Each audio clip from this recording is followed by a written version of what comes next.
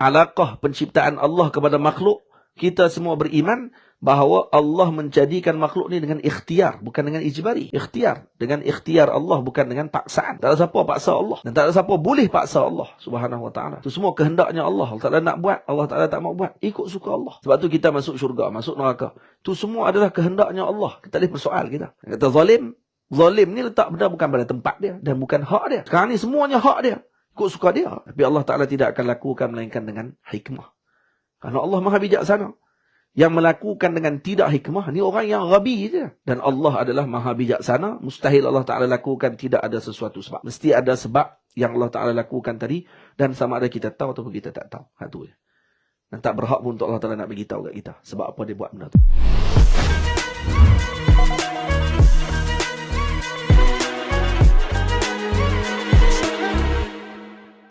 Alhamdulillahi Rabbil Alamin. Wassalatu wassalamu ala ashrafil mursalin. Sayyidina wa nabiyina Muhammad ibn Abdullah Rasulil Amin. Wa ala alihi wa ashabihi wa man tabi'ahum bi ihsanin ila yaumiddin. Amma ba'd. Al-Imam Ibn Athaillah As-Sakandari radhiyallahu ta'ala anhu telah menyebutkan di dalam hikmahnya yang ke-14. Al-kaunu kulluhu zulmatun. Al-kaun itu keseluruhannya adalah merupakan kegelapan. Wa innama anarahu zuhurul haqqi fihi. Dan hanya sahaja yang meneranginya adalah penzahiran al-haq, yakni Allah Subhanahu wa taala fihi ay fil kaun, pada kaun tersebut. Apakah yang dinamakan dengan kaun? Dinamakan sebagai al-kaun itu sebagai kaunan. Karena Allah Subhanahu wa taala telah menyebutkan kun fayakun. Dan ia menunjukkan kepada kehendaknya Allah Subhanahu wa taala fi alamil jabarut. Maulana Syekh Yusri hafizahullah wa radhiya anhu telah menyebutkan bahawa al-kaun ini adalah alamul mulk yang dizahirkan oleh Allah Subhanahu wa taala dengan kehendaknya Allah yang Allah kehendaki pada alam jabarut. Fal kaunu, dan kaun ni ada dua jenis kaun. Ada kaun yang ghaib dan ada kaun yang syahadah. Bahasa Melayu kita sebut kaun ni adalah al-makhluqat.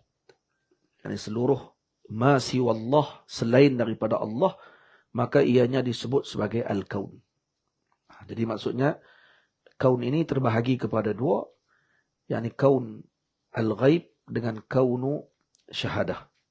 Alamul ghaib, iaitu alam yang tidak dipandang atau tidak boleh dilihat dengan mata kepala kita, yang zahir, seperti alam malaikat, alam syurga, alam neraka, alam langit, dan apa yang terdapat di dalam langit. Alam titian sirat, haud ataupun telaga yang nanti kita akan melihatnya, mizan, timbangan, itu dipanggil alam al-ghaib. Kalau itu kita beriman dengan apa yang dimaklumkan oleh junjungan besar Nabi kita Muhammad sallallahu alaihi wasallam. Disebut dengan sam'iyat dalam kitab tauhid, di bahagian sam'iyat, iaitu karena keimanan tersebut adalah berdasarkan as-sama', pendengaran kita daripada ucapan Nabi kita Muhammad sallallahu alaihi wasallam. Dan alam yang kita tidak melihat dengan pandangan mata zahir kita ini, ataupun dengan hawas ataupun panca indera kita ini yang 5, maka ianya disebut dengan alamul ghaib. Juga dinamakan dengan alam malakut. Ada alam malakut. Manakala alam yang dilihat depan mata kita disebut dengan alam syahadah. Alam syahadah juga disebut sebagai alamul mulk.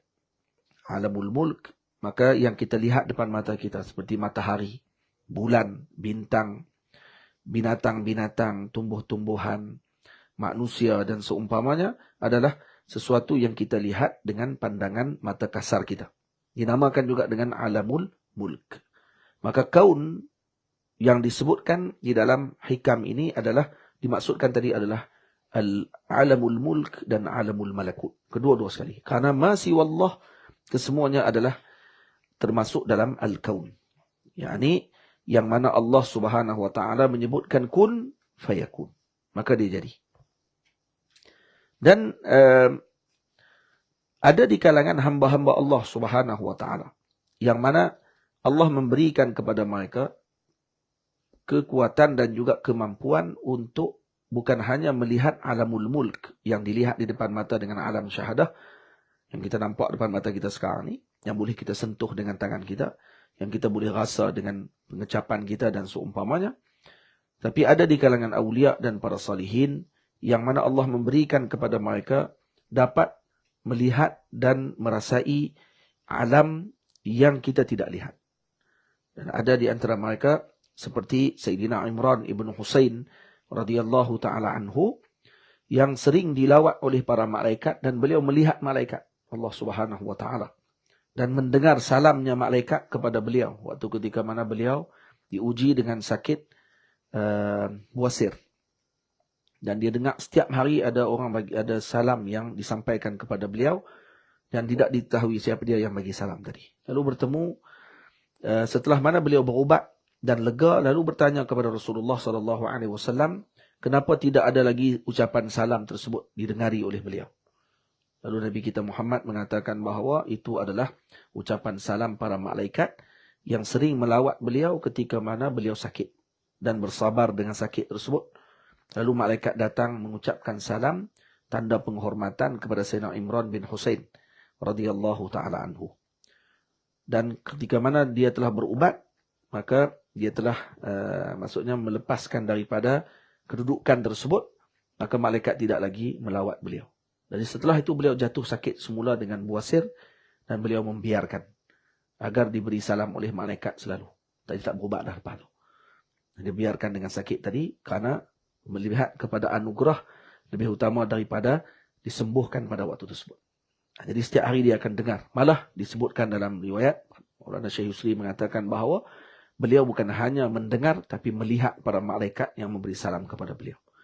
Dan ada seorang sahabat yang mana melihat alam tersebut juga. Diberi oleh Allah pembukaan hijab kepada sahabat Nabi SAW yang disebutkan dalam hadis yang diriwayatkan oleh Al-Imam Al-Bukhari, yaitu yang berlaku kepada Sayyidina Usaid ibn Hudayr radhiyallahu ta'ala anhu. Sahabat yang mana pernah berjalan lalu diberi cahaya oleh Allah Ta'ala pada tongkat beliau untuk menerangi jalan. Zaman itu tak ada toslet, tapi cahaya tadi ada pada tongkat beliau, dan ini karamah yang telah Allah Ta'ala berikan kepada beliau melalui Nabi kita Muhammad sallallahu alaihi wasallam. Sayyidina Usaid bin Hudayr dalam riwayat Al-Imam Al-Bukhari diceritakan bahawa satu hari beliau sedang membaca pada waktu malam surah Al-Baqarah.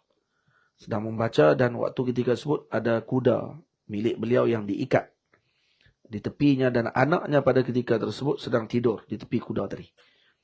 Ketika sedang membaca Al-Quran pada surah Al-Baqarah pada waktu malam tersebut, tiba-tiba kata beliau melihat ada satu cahaya turun daripada langit. Lalu kuda tadi bertempik dan bergerak dengan kuat kerana seolah takut dengan cahaya tadi. Dan beliau meringankan bacaan tersebut, bimbang, takut kuda tadi terpijak anaknya. Pijak anak kepada Sayyidina Usaid ibn Hudayr. Jadi kemudian bila mana kuda dah semakin tenang, beliau kembali baca semula bacaan tadi dengan kuat, dan kembali kuda tadi, cahaya tadi kembali dan kuda tadi bertempik semula. Takut. Lalu beliau mengurangkan sikit ataupun meringankan sikit bacaan, dan kemudian bila mana dia ulang balik bacaan dengan kuat balik, cahaya tu datang balik. Lalu bertanya kepada Nabi SAW. Kemudian kerana beliau berhenti terus solat dan menghabiskan bacaan tadi, tidak diteruskan kerana dilihat cahaya tadi berkali-kali datang. Lalu bila setelah solat fajar, solat subuh, beliau bertemu dengan Rasulullah, lalu memaklumkan kepada Nabi SAW.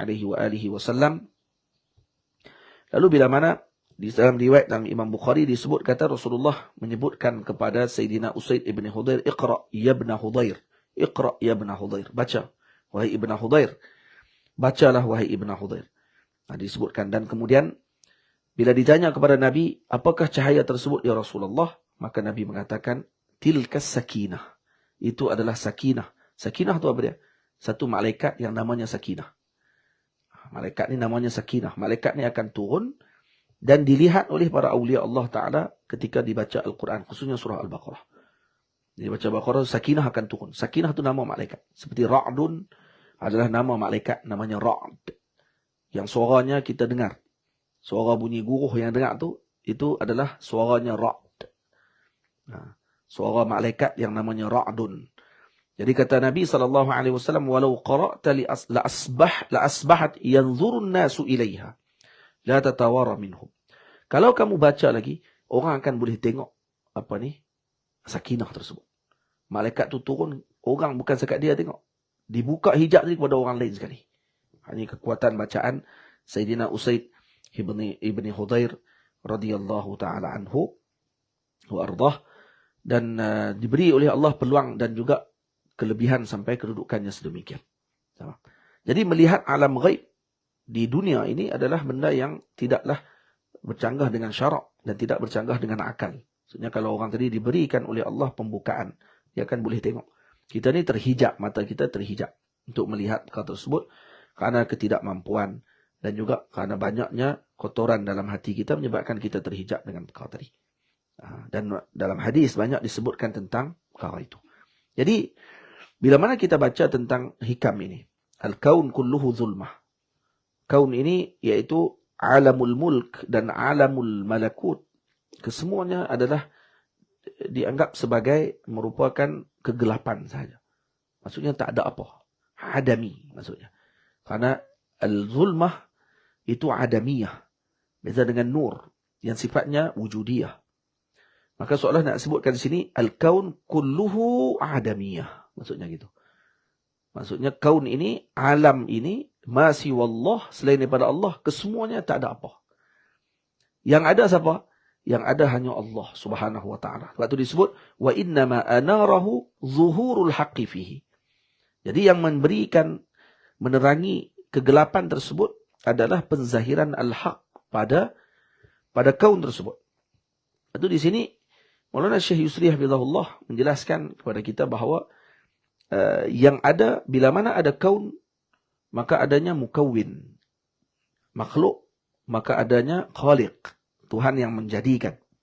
Nah, yang satu bersifat dengan wujudi bizatihi, yang wujud dengan zatnya Allah, dengan zatnya, iaitu apa? Allah subhanahu wa ta'ala, wa huwal khaliq, mukawwin maksudnya. Yang tidak terhenti kewujudannya dengan sesuatu yang lain. Wa huwa qa'im bizatihi, wahdaniyah dan seumpamanya. Manakala kaun pula adalah mawujud bi ghairih, yang wujud dengan sebab benda lain. Dengan sebab dijadikan oleh mukawwin. Ay mawujud bi mukawwinih. Wujud dengan sebab mukawwin ataupun khaliqnya menjadikannya. Yang menjadikannya, mewujudkannya, maka ketika tersebut, maka dia wujud. Kalaulah mukawwin tadi menghalangnya daripada wujud, maka ketika itu dia tidak akan wujud. Atau ketika dia wujud, kemudian dihalang, imtana' madadul ijad, maka ketika itu dia akan jadi, apa dia? Dia akan terhapus pada waktu tersebut. Dia akan tidak ada pada waktu itu. Jadi contohnya, kata Maulana, antal an taghayyarat amma kunta alaihi mundu lahadha. Dia kata. Jadi kamu, kalau kamu lihat sekarang ni, kamu berlaku perubahan demi perubahan. Daripada muda kepada tua. Dan kita ni sebenarnya berlaku perubahan setiap lahzah, setiap masa. Cuma badi' lutfillahi ta'ala, kata Maulana Syekh Jamal Faruq hafizahullah, kerana halusnya penciptaan Allah subhanahu wa ta'ala dan luar biasa penciptaan tadi menyebabkan kita tak terasa sebenarnya berubah. Sebab tu mazhab Asy'ariyah mengatakan bahawa al-ard la yabqa zamanain. Arad ni dia tak akan kekal dalam satu masa. Dia tak akan kekal dalam dua masa. Al-ard. Contohnya, benda apa yang apa ni, duduk di atas ni menumpang seperti warna contohnya. Yang menumpang pada kita ni. Kulit kita ni nampak warna koko. Kita kata semalam pun warna ni juga. Tak. Sebenarnya dah berubah. Tapi kita tak sedar. Dia berlaku perubahan demi perubahan. Cuma halusnya perubahan tadi menyebabkan kita tidak sedar dengan perkara tersebut. Kerana latifnya Allah subhanahu wa ta'ala dalam urusan tadi. Jadi sebab tu kata Syekh, li'anna Allah Subhanahu wa taala yamudduka fi kulli lahzatin litastamirra fil wujud. Kenapa kita ada sampai sekarang ini? Dan walaupun perubahan demi perubahan berlaku tapi masih ada sampai sekarang, karena Allah Subhanahu wa taala mengekalkan kewujudan kita tersebut sehingga sekarang. Kalau tidak kerana madad daripada Allah, bantuan daripada Allah, la fanaita, maka kamu akan hancur pada waktu itu. Jadi kerana itu, bila mana para ulama arifun billah mengetahui dengan perkara tersebut, maka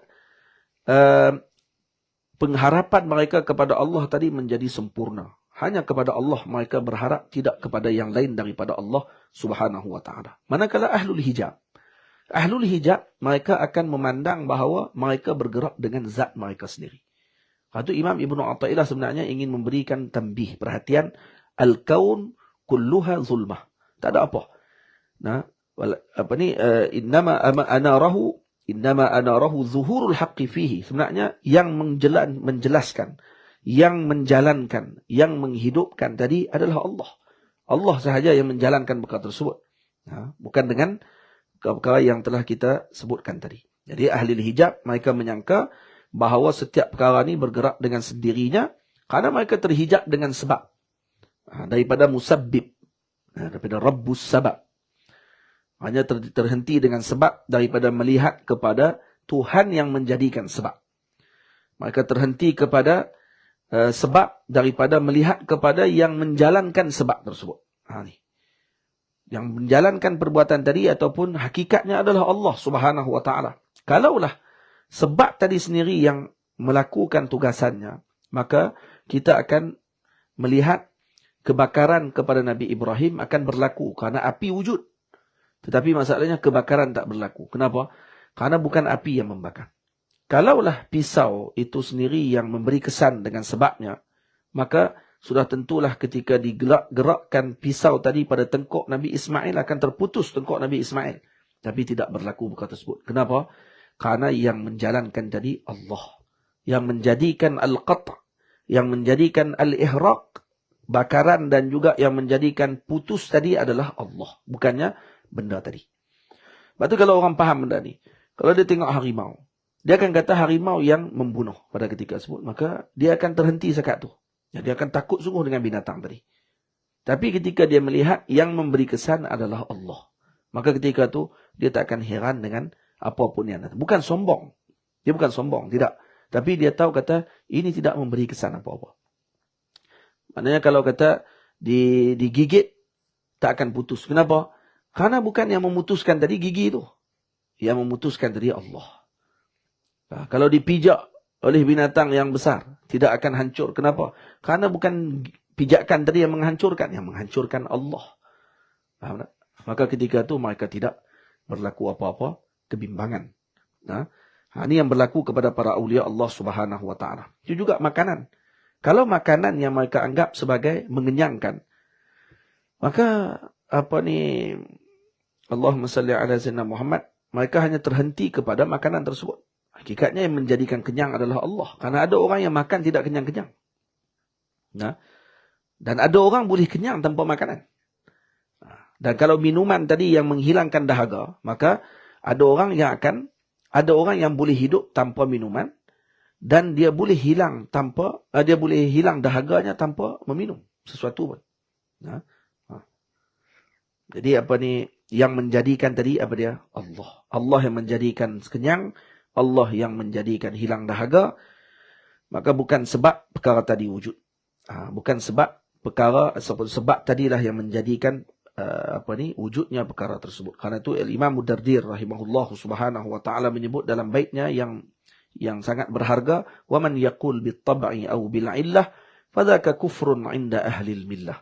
Jadi siapa yang menyebutkan sesuatu perkara tadi memberi kesan dengan tabiatnya, maka dia kufur. Sedangkan Allah yang fa'il hakiki, perbuat yang hakiki adalah Allah. Jadi at-tabi'ah la taf'al syai'an. Tabiat tidak akan menjalankan sesuatu pun. Jadi siapa yang kata sesuatu ni berlaku dengan tabiatnya, maka dia kafir.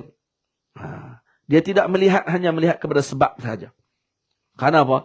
Karena dia tidak melihat melainkan hanya kepada kaun. Sedangkan al-kaun kulluhu zulmah. Adamiyah. Nah, dia terhijab dengan kaun daripada mukawwin.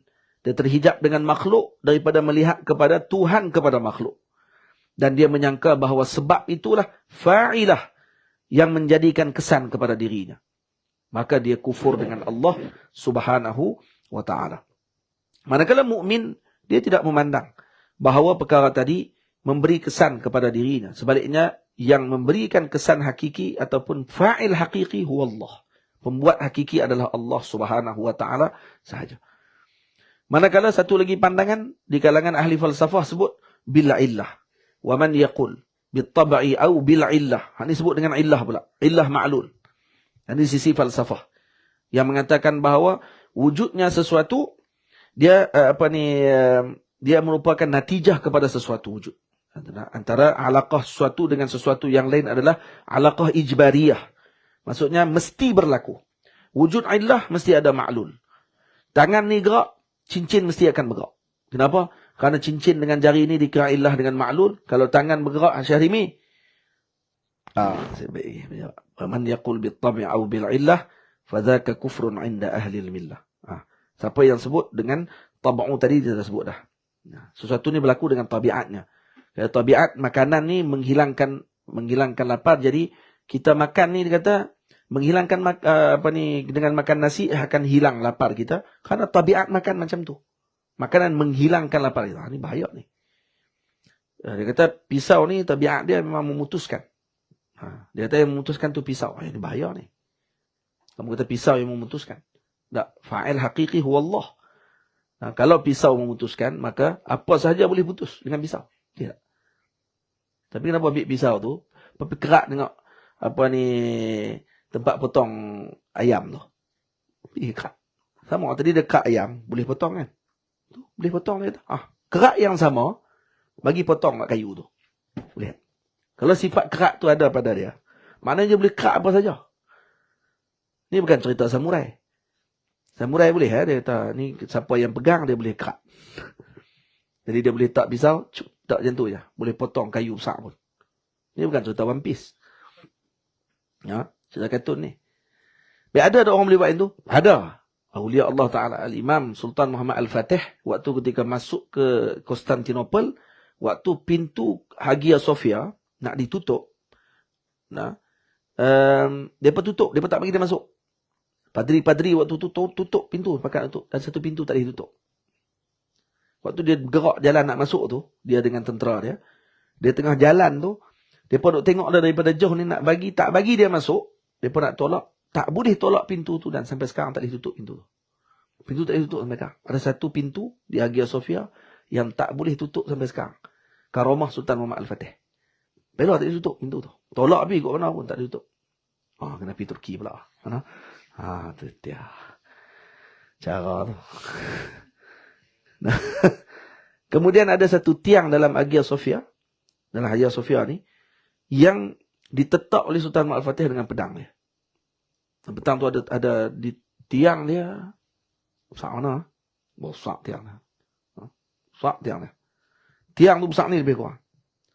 Dan ditetak kerak tiang tu. Ada kesan tetakan tu sampai sekarang ada. Dia tetap dengan apa? Dengan pedang dia. Pedang tu besi. Baik, sekarang ni yang memotong besi tadi. Bukan. Karena cuba ambil pedang tu balik, cuba tetap balik tengok. Tak edit dah. Bunyi ting tak pun, sumbing pedang tu. Pedang tu sampai lah dah. Dan pedang tu tak sumbing. Sampai sekarang. Pedang Sultan Muhammad Al-Fatih ada dalam top kapi. Boleh tengok sampai sekarang pedang dia. Dan saya ada replika dia tu pedang tu. Kecil lah. Pedang kecil besar tu ya. Replika dia ada. Dan maksudnya apa? Bukan berlaku dengan pisau tu yang memotong.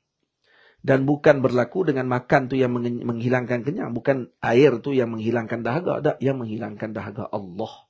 Yang menghilangkan lapar kita Allah. Yang mengenyangkan kita Allah. Yang memberikan kita sesuatu Allah. Al-kaunu kulluhu zulmatun. Semuanya zulmah. Ini adamiyah. Tak ada apa. Baik.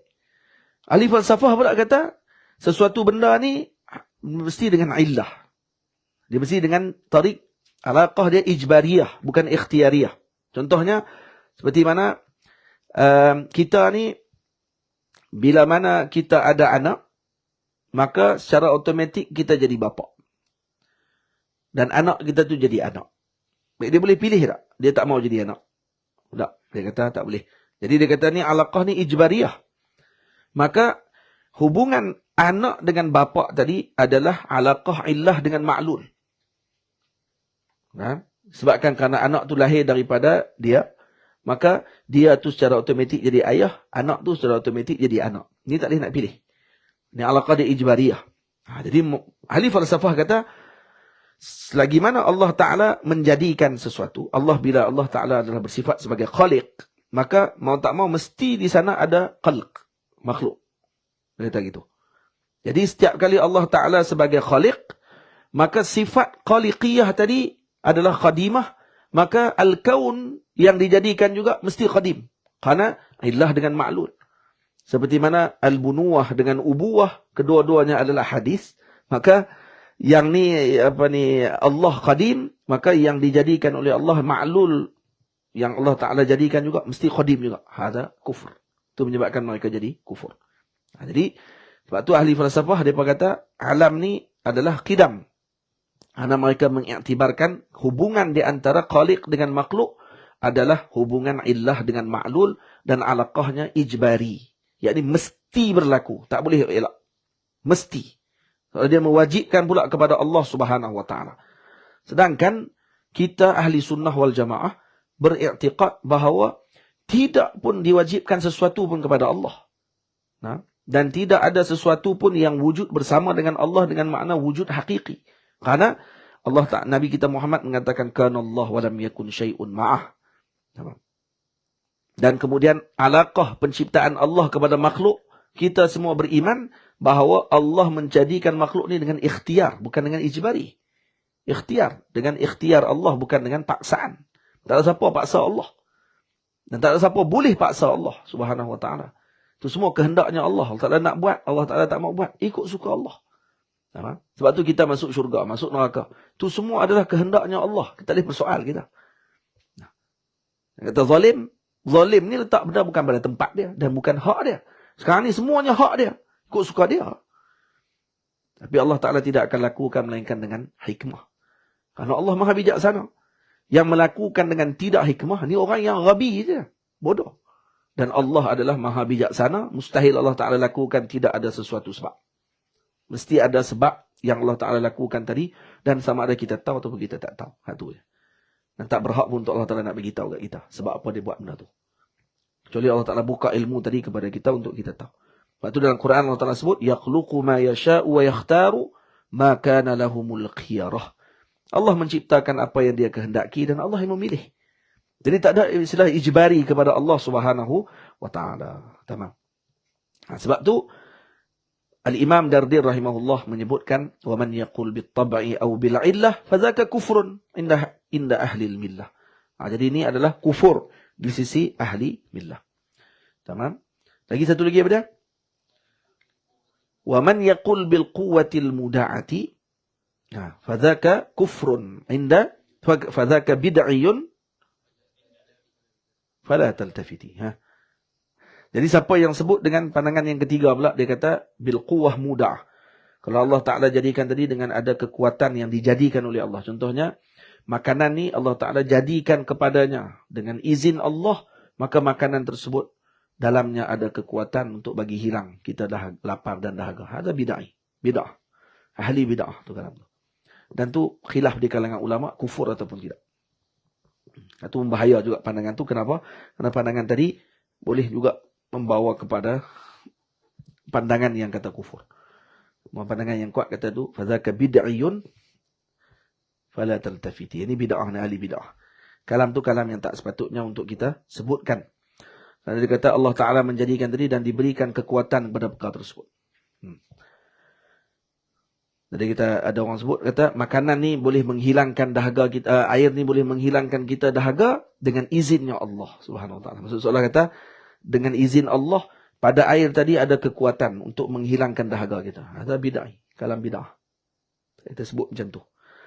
Maka kita sebut apa dia? Kesemuanya daripada Allah Subhanahu wa taala, yakhluqu ma yasha'u wa yakhtaru ma kana lahumul khiyarah. Ya. Jadi ahli sunnah mengingkari at-tab', tabiat. Nah, kalau kata tabiat itu sebagai fa'il ataupun fa'ilah, penjadi ataupun pencipta, maka tidak akan adanya kepelbagaian dalam makhluk Allah Subhanahu wa taala. Karena Allah Subhanahu wa taala berfirman, "Wa fil ardi qita'un mutajawiratun wa jannatun min a'nabin wa zar'un wa naqilun sinwanun wa ghairu sinwanin yusqa bima'in wahidin wa nufaddilu ba'daha 'ala ba'din fil ukul." Jadi yang menjadikan adalah Allah Subhanahu wa taala. Jadi Allah yang memilih untuk jadikan benda ni warna dia sekian, kulitnya begini, tingginya begini. Karena mukawinnya adalah satu saja, Allah Subhanahu wa taala. Tetapi asnaf dijadikan ataupun bentuk kejadian tadi dan makhluknya tadi mutanawwi'ah, mukhtalifah, pelbagai bentuk, maka Tuhannya satu dan makhluknya tadi pelbagai. Jadi karena itu kalau kita lihat dalam ucapan Al-Imam Ibnu Athaillah di sini, ini kalam yang bertepatan dengan pandangan ahli sunnah wal jamaah. Karena Al-Imam Ibnu Athaillah adalah imam ahli sunnah wal jamaah. Nah, beliau bermazhab Maliki dan berakidah Asy'ariyah. Nah, dan beliau pada mulanya sebelum ni adalah penentang pada tasawuf dan dibenci dengan Imam Abu Abbas Al-Mursi.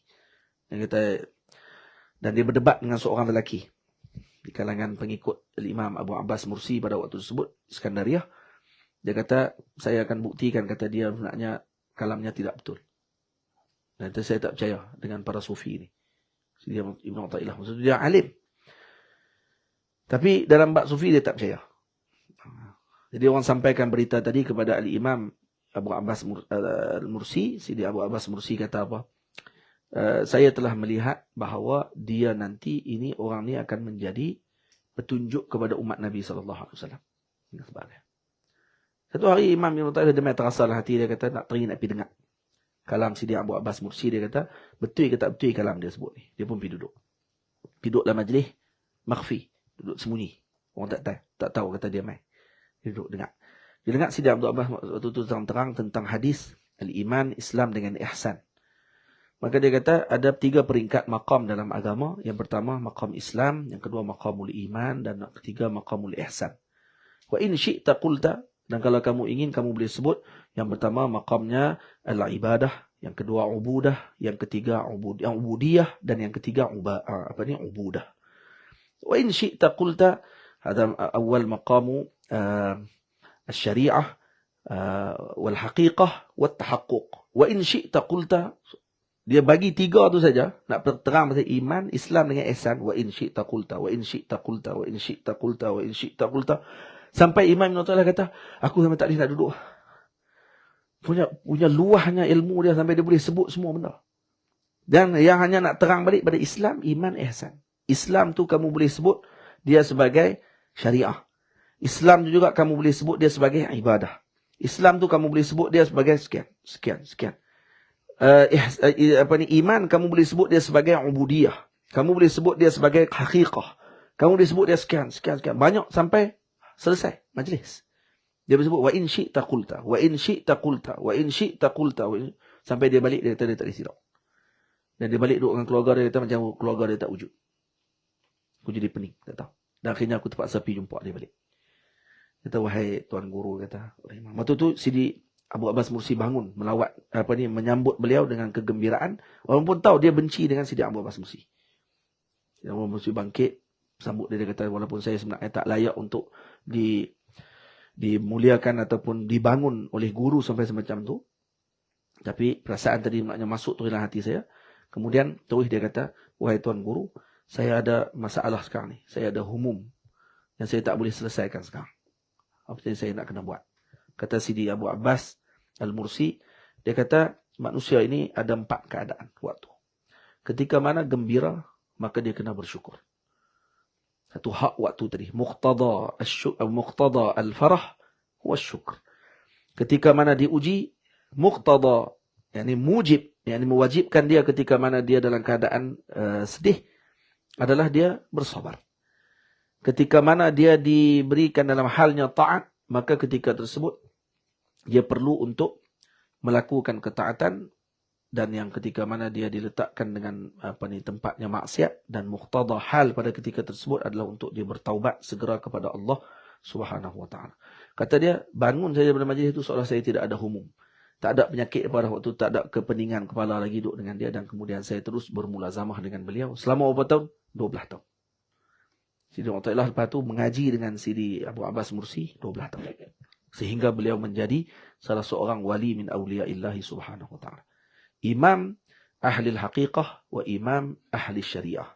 Sehingga Imam Abu Abbas Mursi sendiri kata, kalau kamu pegang dengan apa yang saya sebut ni, kamu akan menjadi guru kepada dua jalan. Kamu akan menjadi imam kepada dua kelompok. Jadi imam kepada ahli syariat, dan kamu akan jadi imam kepada ahli haqiqah. Dan sungguh, kalam hikam yang ditulis oleh Imam Ibn Atha'illah, ini adalah hakikatnya tauhidu zauqi dipanggil. Tauhid zauq.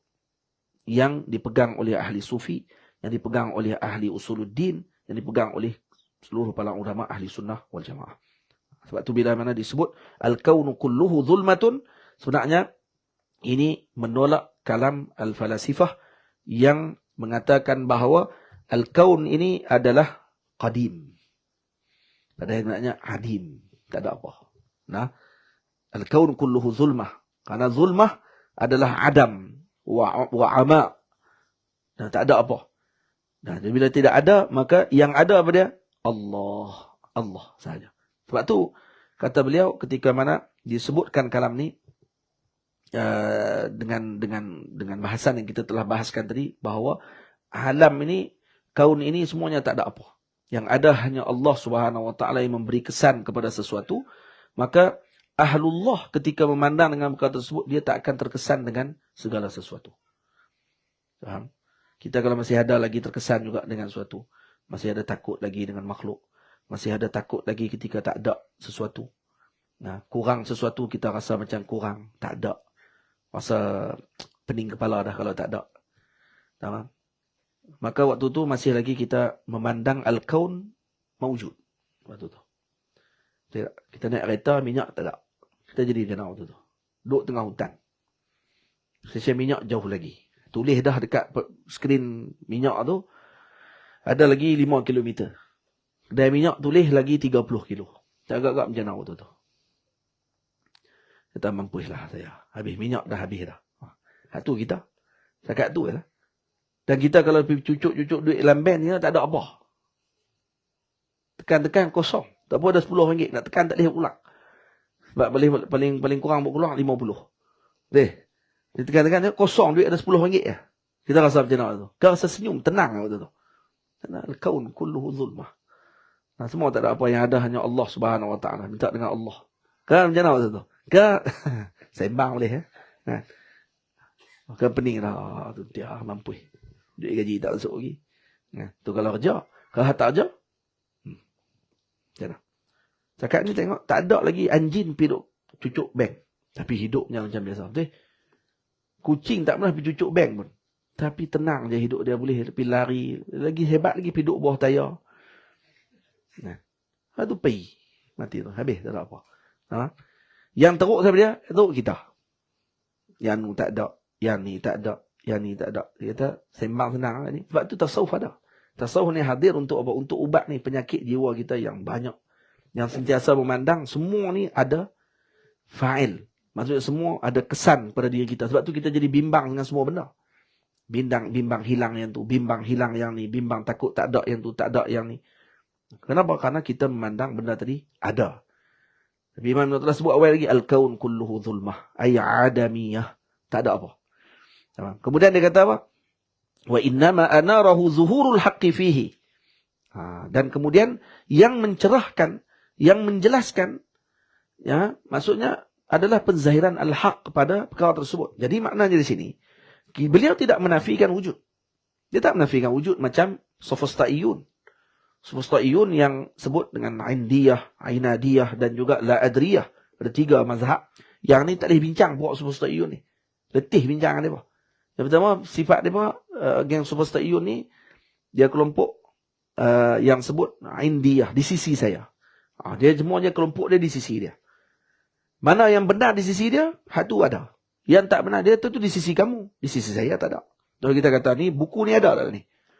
Dia kata buku ni di sisi saya ada. Mungkin di sisi kamu tak ada. Ikut suka kamu. Itu jenis tu.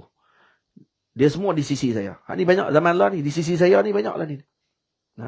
Pada pandangan saya, di sisi saya, ikut suka kamu. Kamu nak ikut Imam Syafi'i. Di sisi saya, kemah dia. Dia ada sikit Indiyah tu. Dia superstar. Lepas tu kalau bincang dia, letih. Dia mana tak ada penghujung. Dia ada panggil superstar Iyun tu ada. Dia tak mengaku dia kalah. Sebab ada PhD. Kan? Siapa-siapa pula. Dia kata tak siapa pun. Sebab seorang aja ada PhD. Lambat orang ada PhD dan panggil memang macam tu pun. Ada. Tapi ada orang yang ada PhD tapi tawaduk. Tenang, relax je. Tak ada masalah apa pun. Okay. Dan ada yang mengaku macam Syekh Amir Bahjat daripada Saudi. Cucu kepada Syekh Khatib Minangkabau. Arab. Syekh Khatib Minangkabau menikah dengan Arab. Dapat cucunya Arab lah, anak cucu dia. Halim dalam usul fiqh. Dia sebut, dia kata, saya keluar daripada dewan, daripada universiti, dia kata, masuk universiti saya tak ada apa. Dan kemudian keluar daripada universiti dengan doktor, saya rasa makin bertambah lagi jahil saya. Kata dia. Bukan lagi reti, dia kata, makin bertambah jahil saya lagi. Tu. Bila alim, muda, sama umur dengan saya. Tapi alim dalam usul, Masya Allah. Tak tahu dia salafi ke tak, Allah Alam. Tapi kalau biasanya alim usul ni, dia kurang sikit salah dia tu. Kalau ada buah-buah tu sikit-sikit lah. Dia kata. Tapi tak apa nak ni sangat lah sebab dia ada usul fiqh. Dia usul fiqh ni, Imam Syafi'i naknya bagi usul ni, maknanya nak elak daripada kepala otak tu jadi mencampur tu. Dia pun tak ada usul. Sebab kalau ada geng-geng Wahabi, kalau dia ada usul fiqh, dia akan jadi sikit, nak fikir balik sikit. Dia kata bukan hukum ni hanya dengan mensahihkan hadis dengan mendhaifkan hadis saja. Hukum lebih luas lagi daripada tu. Kalau baca usul fiqhnya dia akan tahu kata sebenarnya hukum bukan hanya berlegar pada hadis saja. Bukan pada sahihkan hadis ataupun dhaifkan hadis. Nampak macam senang sangat aja. Mengaji hadis kamu boleh terus jadi ahli hukum. Tak. Lebih luas lagi daripada tu. Tak itu ahli majlis fatwa Ustaz Luqman Darul Ifta kan. Luas daripada tu lagi. Jadi orang panggil apa? Lagi semakin mengaji, maksudnya rasa semakin jahil. Ni tak. Semakin mengaji, rasa makin tinggi. Rasa makin kata kita boleh memilih pandangan. Tak mengaku pula kesalahan. Ini masalah dia. Indiyah tu. Satu lagi, Ainadiyah. Ainadiyah ni satu masalah lagi lah. Semua orang tak betul. Ainadiyah. Dia semua ainat. Ni ada ni. TV ni dia ni. Ni ada ni. Dia akan ainat walaupun benda tu jelas depan dia kebenaran tadi. Dia akan tolak macam mana sekalipun. Dia tak akan terima. Satu lagi pula Al-Adriyah. Al-Adriyah ni lagi pening. Sebab semua benda dia tak tahu. Ini question ni wujud tak? La adri. Saya tak tahu. Kamu? La adri. Kamu wujud tak ni? La adri. Ana aidan la adri. Ana mawujud wala la. Saya ni ada ke tak ada, saya pun tak tahu, dia kata. Betul tu. Ya. Al-Imam tidak menolak kewujudan. Dia tak kata dia kan berkata al-kaun kulluhu zulmah dengan makna adam. Bukan maksudnya adamul mahd. Bukan dia adamul mahd. Tak ada tu. Tak. Wa innama anarahu zuhurul haqqi fihi. Jadi maknanya yang menzahirkan kewujudan perkara tadi siapa dia? Allah. Maksudnya kamu melihat sesuatu. Ketika kamu melihat pada sesuatu tadi yang menjadikannya Allah, maka kamu tak akan pandang benda tadi memberi kesan. Yang memberi kesan adalah Allah. Itu maksudnya. Dan dia tak menafikan wujud benda tadi. Benda tu wujud. Benda tu ada depannya. Tapi wujudnya wujud bil ghair. Wujud dengan wujudnya Allah. Tamam? Sebab tu bila Syekh sebut dalam ucapannya, Al-Imam Ibn Ta'ilah kata apa? Faman ra'al kauna walam yashhadhu fihi. Sesiapa yang memandang. Barang siapa memandang kepada al-kaun, namun masih tidak menyaksikan Allah pada kaun tersebut. Maksudnya ni tanda kebesarannya Allah Subhanahu wa taala. Fihi au indahu, yakni pada sisinya, au qablahu au ba'dahu, sebelumnya atau setelahnya, faqad a'wadhahu wujudul anwar. Maka dia sebenarnya telah kehilangan wujud cahaya tersebut, yakni cahaya Allah Azza wa Jal, wa hujibat anhu syumusul ma'arifi bisuhubil athar. Maka dia terhijab dengan mentari-mentari ma'rifah, terhijab dia daripada mentari-mentari ma'rifah tadi dengan tertutup dengan awan-awan duniawi yang tertutup dengan dia. Sebab apa? Sebab dia ada hijab. Disebabkan ada hijab itulah dia tak dapat ma'rifah yang terbaik. Karena masih memandang kepada al-akwan, memandang kepada kaun sebagai wujud. Sebab tu kalau kita tengok kalam para wali, dia akan sebut ma ra'aitu syai'an illa ra'aitu Allah fihi. Tidak saya melihat sesuatu melainkan saya melihat Allah padanya. Hadza mazhar wujudillah subhanahu wa ta'ala. Jadi yang dilihat tu Allah. Dilihat ni Allah. Lihatnya Allah. Faham? Sebab tu kalau seorang suami melihat isterinya sebagai melihat kepada apa yang telah Allah Ta'ala jadikan kepada isterinya tadi sebagai sesuatu yang akan menjaga dirinya, maka dia tak akan kufur nikmat tersebut pada isterinya. Maksud dia tak akan mengkhianati isterinya. Kahwin dua bukan khianat. Faham tak? Dia kahwin dua bukan khianat tu sebenarnya. Itu kan mengguris hati bini dia. Tak, tu kan khianat. Sebab tu dibenarkan dalam syarak. Kalau khianat ni benar tak dibenarkan syarak, bukan kita bersetuju. Bukan maksudnya kita nak suruh kahwin dua, tak. Maksudnya kadang-kadang dia pandang benda yang berkenaan dengan syariat pun dia anggap khianat juga. Susah lah macam tu. Tak? Payahlah Abang Jamil nak hidup. Kan?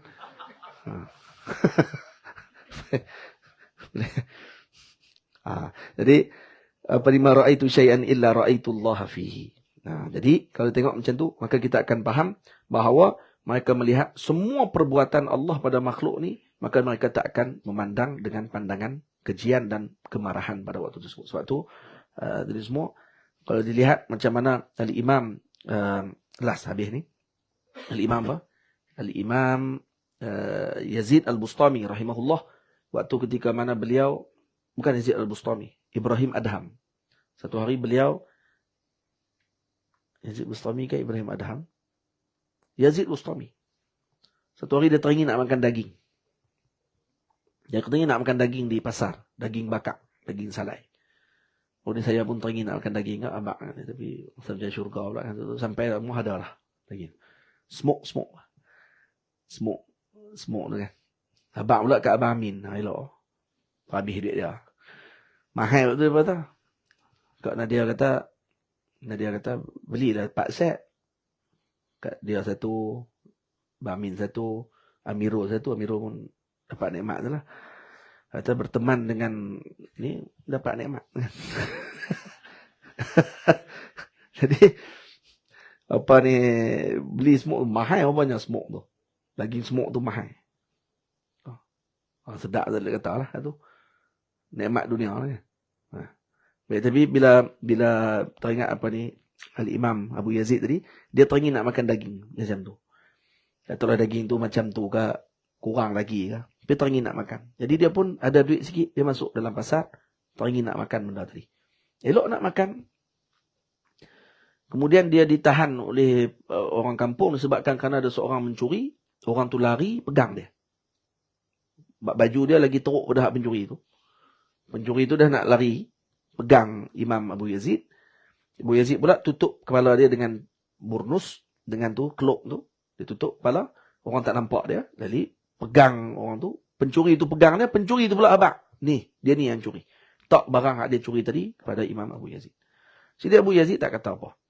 Lalu, dia tangkap dan pukul dia. Lalu polis datang. Ketua polis pula, pukul pula Imam Abu Yazid. Dua atas kuda sambil pukul kepala dengan cota tu. Pukul, terselak kain. Kain kepala penutup ni terselak. Dah berdarah dah kepala. Terselak kain tu. Terkejut ketua polis kerana yang dipukul tadi adalah Sayyidina Abu Yazid. Terus dia turun, cium tangan dan minta maaf. Dia kata, kenapa tuan tak sebut sikit pun? Sebab dia tutup muka macam tu. Kenapa tak selakkan muka waktu orang pukul? Kata, semua orang kenal dia wali. Orang soleh. Takkan orang soleh nak curi macam ni. Kata dia, kerana tadi saya mengikuti keinginan nafsu saya. Untuk makan daging tadi. Jadi saya anggap yang pukul saya ni adalah fa'il dia adalah Allah. Saya tidak melihat kamu yang pukul saya. Yang memukul saya waktu ini adalah Allah. Allah sedang menegur saya, wahai Abu Yazid, macam ni kamu pukul sekali. Macam ni kamu, pukul lagi. Macam ni kamu. Ni sya'nuka. Keadaan kamu macam ni. Masih lagi tengok lagi dengan dunia dan seumpamanya macam tu. Lalu di pasar, nak apa yang ada di pasar. Lalu di sini, nak yang macam tu. Kamu macam tu, pukul lagi. Pukul lagi. Dia kata, sebab tu saya tidak marah. Kenapa? Karena memang tu kesalahan saya. Kesalahan saya tadi, kalau kesalahan pencuri tadi pada zahir, kesalahan saya pada batin tu lebih berat lagi dan Allah memukul saya dengan perkara tersebut dan saya tidak memandang kamu yang pukul. Itu yang susah kita nak buat. Memandang yang melakukan tadi adalah fa'il hakikinya adalah Allah. Itu yang bini, suami beli buah temikai, balik rumah, dia belah-belah, tengok buah temikai busuk. Lalu dia marah suami dia. Dia kata, tengok abang, beli apa ni buah ni, sampai tak cek ni. Lalu si suami dia kata, wahai isteriku, kalau kata kamu marah ni, saya ni tukang beli. Takkanlah orang beli nak beli hak tak elok. Jadi kalau kata kamu marah dekat tukang jual. Jadi kamu dah kata dia penipu. Tukang jual pun kemungkinan dia tak akan buat macam tu. Kenapa? Karena kalau buat macam tu, orang tak akan pergi beli dah dekat dia. Okay, kalau macam tu kamu tak marah kat tukang jual. Mungkin kamu marah dekat tukang tanam. Petani. Petani pun mungkin tak akan buat macam tu. Kerana kalau tidak, orang tak akan peraih, tak akan ambil dah kat dia. Kalau itu kamu marah kat peraih. Nampak? Marah kat peraih dulu. Peraih. Kamu marah kat dia, sebab dia pergi ambil daripada petani. Peraih pun mungkin dia tak akan buat macam tu. Ni semua kena ada husnuzan dululah. Nah, kemudian kalau kata itu, mungkin kamu marah kat petani. Petani pun takkanlah dia nak tanam, melainkan nak keluarkan hasil, benda hasil tadi dia nak bagi, nak jual, melainkan yang terbaik. Jadi apa dia lagi yang paling hujung tadi? Yang mengeluarkan buah tu, siapa dia? Allah. Kamu nak marah siapa? Kamu marah Allah yang jadikan buah tadi busuk. Itu bini zaman dulu istighfar. Kalau bini zaman lah, dia akan kata balik, saya marah kat abang. Itu ya. Yang siapa suruh tak tengok. Keraklah dulu beli. Pandai kait dengan Allah Ta'ala pula. Payahlah bini kita. Nah, Salman no? Kalau kata bini zaman dulu, dia istighfar sama dengan suami dia. Kata, saya minta maaf. Nah, saya telah silap dalam ucapan tadi. Kerana tidak berbaik sangka dengan semua orang. Nah, apatah lagi, akhir hujungnya, tidak berbaik sangka dengan Allah sendiri. Itu maksudnya akan melatih kita untuk baik sangka. Untuk kita rasa tenang. Dan tidak akan rasa menyalahkan semua pihak dengan apa yang kita lakukan. Ataupun yang dilakukan kepada kita. Kalau menjadi apa-apa kat kita ya, kita akan memandang kata, oh semua orang salah dengan kita. Kita yang disakiti dan seumpamanya. Maka kita tak akan rasa macam tu. Kenapa? Bila mana kita memandang bahawa kesemuanya tadi adalah daripada Allah Azza wa Jalla. Karena yang Allah Ta'ala buat, semuanya adalah yang terbaik untuk diri kita. Jadi, kalau faham macam tu, dia punya perbahasan ni, maka kita akan dapat tauhid yang hakiki. Bahawa kesemuanya daripada Allah Subhanahu Wa Ta'ala yang terhijab daripada pandangan tersebut. Seperti kita, maksudnya masih lagi terhijab daripada akidah tadi. Maka kalau untuk mendapatkan akidahnya para awliya illahi salihin arif billah, maka kita kena hadir perasaan tadi. Hadir perasaan yang kita sebutkan tadi ini seperti awliya-awliya tadi hadirkan. Maka hadirkan seperti mereka, insyaAllah kita akan mendapatkan anugerah sedemikian. Wassallallahu ala sayyidina Muhammad wa ala alihi wa sahbihi ajma'in. Alhamdulillahi rabbil alamin.